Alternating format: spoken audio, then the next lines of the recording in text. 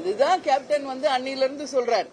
நேரலையில கொண்டு வாங்க. தமிழ்நாடு முழுக்க இருக்கின்ற மக்கள் சபையில் நடக்கும் நிகழ்வுகளை நேரடியாக பார்க்கணும்.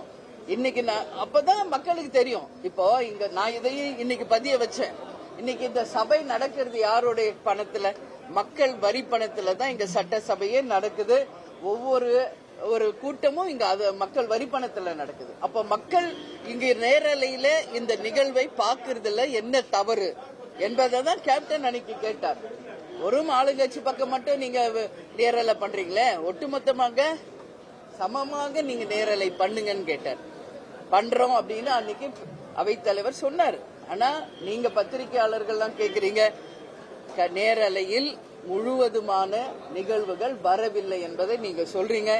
இதை நிச்சயமாக அவைத்தலைவருடைய கவனத்திற்கு நான் கொண்டு செல்வேன் என்பதை மீண்டும் இந்த நேரத்தில்